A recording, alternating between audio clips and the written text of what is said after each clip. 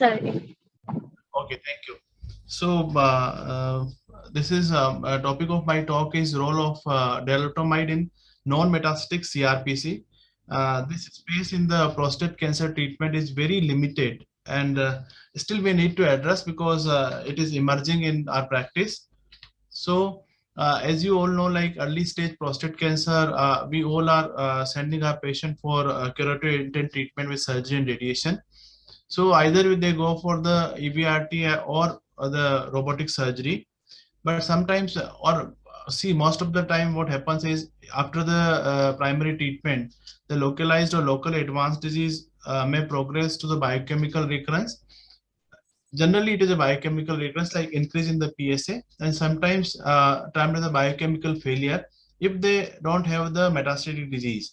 So usually within 5 years patient may progress if they have a baseline locally advanced disease. So we try for salvage surgery or salvage radiotherapy if the time duration is more, and if they are not the option left is ADT, uh, androgen deprivation therapy. So either we give with the surgical or chemical castration, and this is the standard of care.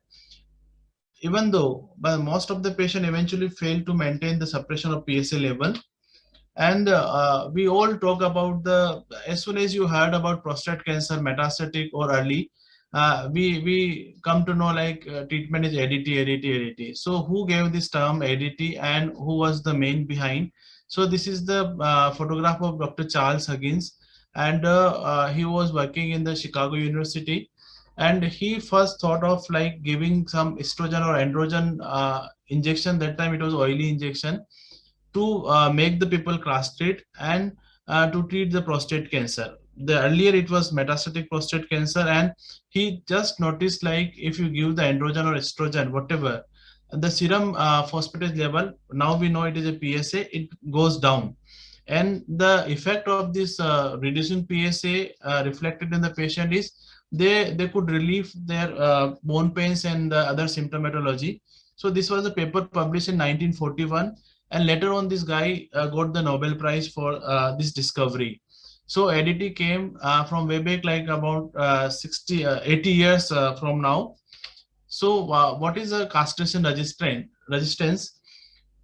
We all know like we started patient on ADT, then testosterone goes down, and over the period of time we see like PSA will go down and the disease will come into the remission or in the control.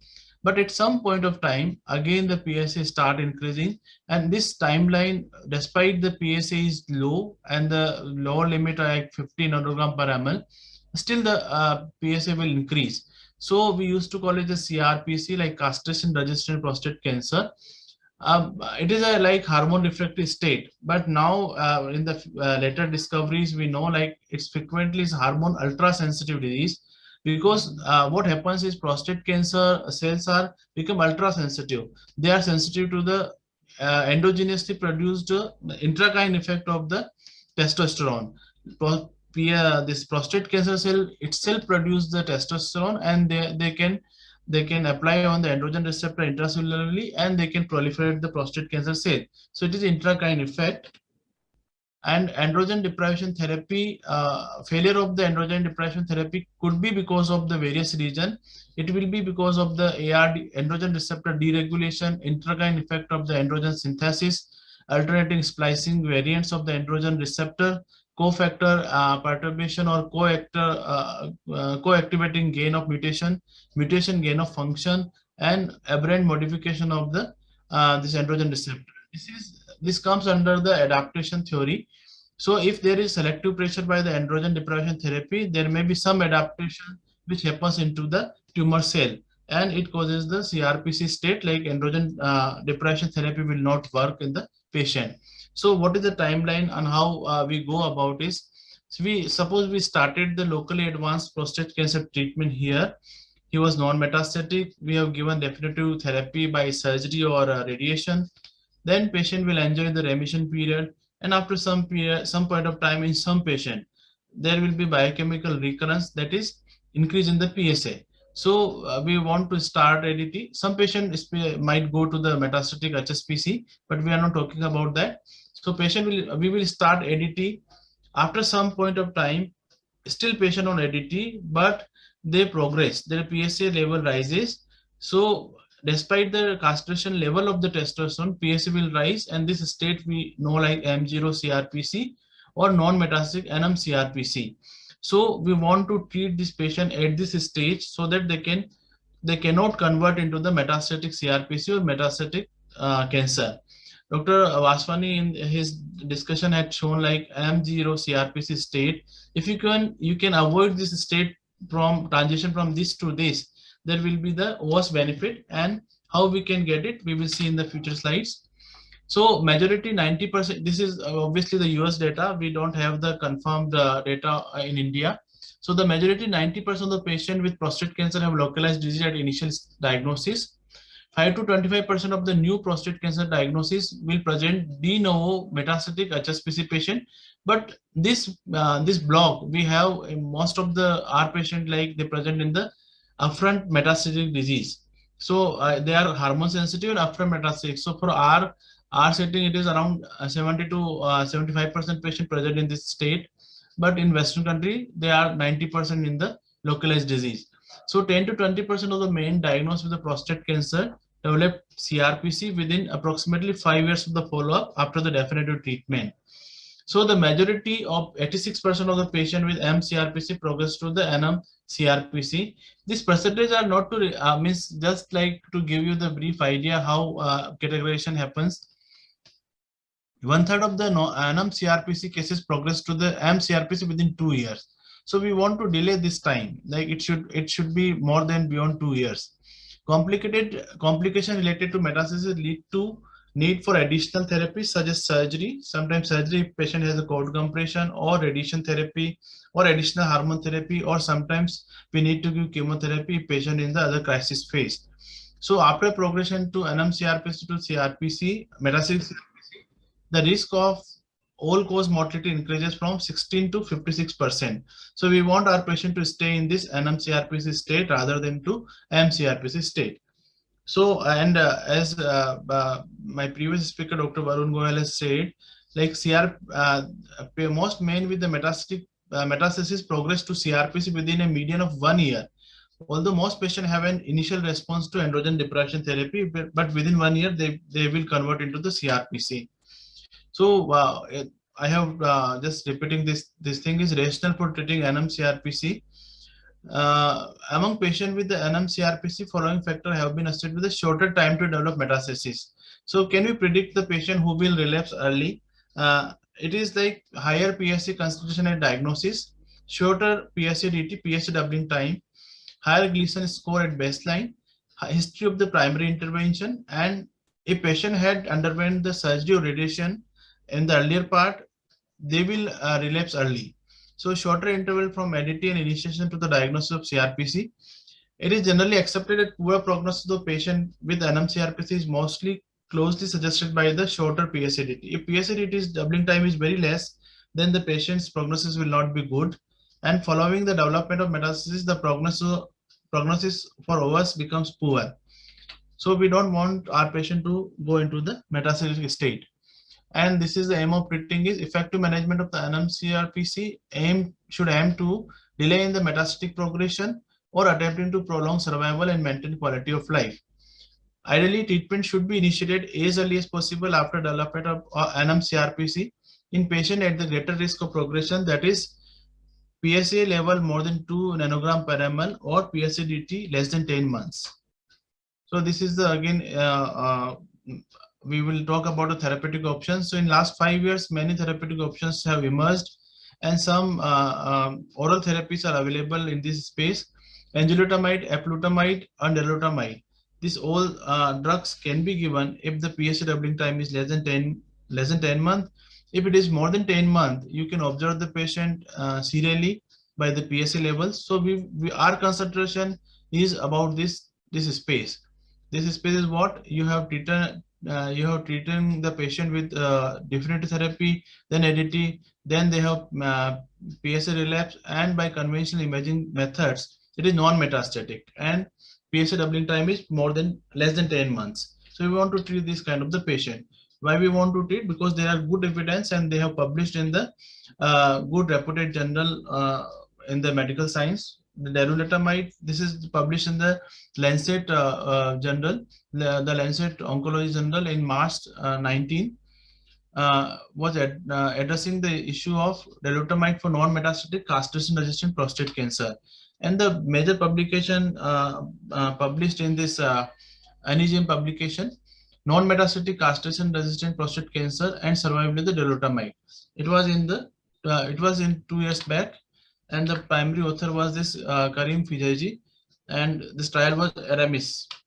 So what was the trial design of Aramis? It was a global randomized double-blinded placebo-controlled phase 3 trial, and the basic purpose was investigating the safety and efficacy of the darolutamide in men with the nmCRPC. So they included 1,500 odd patients, men with the nmCRPC, and PSA doubling time was less than 10 months. So this was the major criteria. They stratified further if PSA doubling time is less than 6 months or more than 6 months, and they have done the survival analysis also. And use of the osteoclast targeting therapy, yes or no, they wanted to check that. So they have done the 2:1 randomization, ADT plus darolutamide 600 mg BD or ADT plus placebo without darolutamide, and the primary endpoint was the metastasis free survival. We wanted to avoid metastasis, so they look at the metastasis free survival, and the other exploratory analysis was the OS. So this trial was done. And as you can see in the results, if the patient's PSA DT time is less than 6 months, that means the patient has an aggressive disease. Still, use of darolutamide can increase their survival, metastasis-free survival, and the hazard ratio was 0.41. That means almost 59% patient will have benefit and risk reduction by death or metastasis. So this was important. The graph are separated from very early time, and they are even widened. Here, if the PSA DT time was 6 to 10 months, that is in the category it is a milder disease. Here the MFS was almost 37 month, 30 month in the placebo, and here it has not been reached. The hazard ratio was 0.38. That means 62% patient had benefit as compared to the placebo from the reduction in the risk of metastasis, risk of death and metastasis. And the other endpoints was the clinical benefits, and the physicians were significantly improved to darolutamide. So what was these three other endpoints? Time to pain progression, it was statistically significant, because in placebo arm, after 25 month patient median pain to progression was 25.4 months. Here it was 40 months, and p value was significant. And time to start with cytotoxic therapy, still was significantly different. And time for the symptomatic skeletal event, it was improved by the darolutamide. So, and you see, like PSA progression was also hampered by this darolutamide. PSA decline was more than 90% in the 51% of patient, and less than 50% was in the more than 50% was in 32.3% of the patient. So overall, it has significantly reduced the PSA levels if we started in that. So it was tested in the Aramis study, and this darolutamide is a combination of two isomers, and it is active metabolite is keto darolutamide. So this is the busy and important slide. You see that testosterone come into the prostate cancer cell, and 5-alpha reductase has enzymatic degradation of this, and DST formation happens, and this goes and attaches to the androgen receptor, and they give the signal and switch on to the this DNA to produce survival signals. It will increase the PSA growth and survival of the prostate cancer cell. So we want to inhibit this conversion of this DST and attachment of the DST to AR, and we want to inhibit the translocation of the AR receptor. So darolutamide can do this blockade here and here. So and you see, like, one important thing and difference is it acts as an AR antagonist even in the cell with AR mutation that confirms resistant to the anti-androgen therapies, including AR5876L. If patient has this mutation in the AR, that also blocked by this darolutamide, And darolutamide has a distinct structure with lower penetration of the blood-brain barrier and low affinity with the gamma aminobutyric acid. This sounds tough, but this is important because as it does not cross the blood-brain barrier, so there will be less side effects, CNS-related side effects. This is the company this Bayer has made, and the product name is Nubeqa. So how we will compare this all, you can see the 5-alpha reductase enzymes. The drugs bicalutamide, enzalutamide, eplutamide, and darolutamide. So this is the first generation, and these are second, and this is third generation. So inhibition of the nuclear translocation, no, it cannot do. You cannot inhibit, but this all three drugs can inhibit the translocation of the androgen receptor from cytoplasm to the cell nucleus, and activation of the mutation. They do this all three drugs, but it doesn't do, and it inhibit that. And increase serum testosterone, yes, they all three do, but the darolutamide cannot do that. So in this, the guideline is we should give with the ADT. Here, darolutamide is given with the ADT, but it does not increase the testosterone level. Blood-brain barrier, it cannot, penetration is negligible, but these two drugs penetrate the blood-brain barrier, and here it is negligibly penetrate the blood-brain barrier. So we will see the impact on the side effect profile.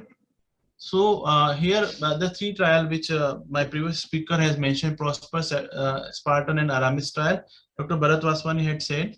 So all three were the phase 3 randomized control trial, and see the trial design was exactly similar. 2:1 randomization was done, and the sample size also was very similar: 1400 patient, 1200, and 1500 patient. They all have taken the same subgroup of the patient, high risk non-metastatic CRPC. PSA doubling time is 10 months. So very rarely we could see like this head-to-head comparison of the trial is possible in the logical way. And the primary endpoint was the metastasis-free survival in the all three trials. So we see median time to PSA progression was 37.2 months in the enzalutamide arm, and it has not reached when the trial was reported. And the updated result we have, and here it is a 33.2 months. So it is little lesser with the darolutamide. Median PFS was 36.6 months here, and here is 40 months with the eplutamide, and here 40.4 months. And overall survival, they have not reported at that time, but later they have reported. So we'll see the updated result. Median PFS was 36 months with the enzalutamide, 40 months with the eplutamide, and darolutamide was 40.4 months. You see time to progression was 37 months here, and here was the 40 months, and here 33 months. Not very greatly different.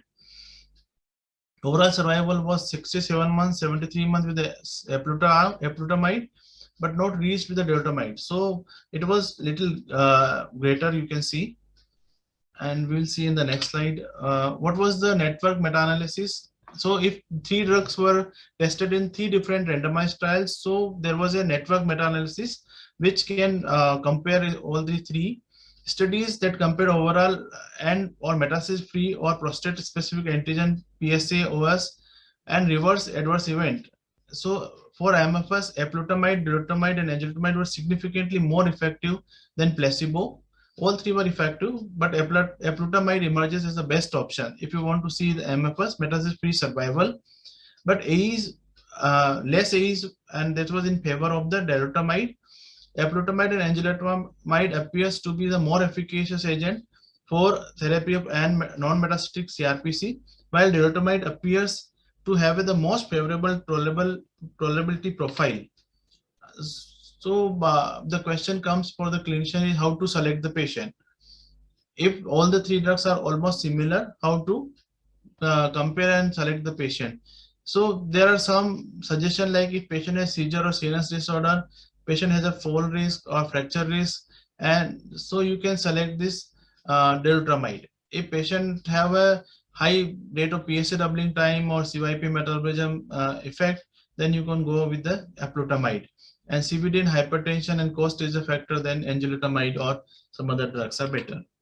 So what the NCCN guidelines says, so because nothing will change if you don't see the guideline, we are talking about the CRPC imaging studies negative for distant mets.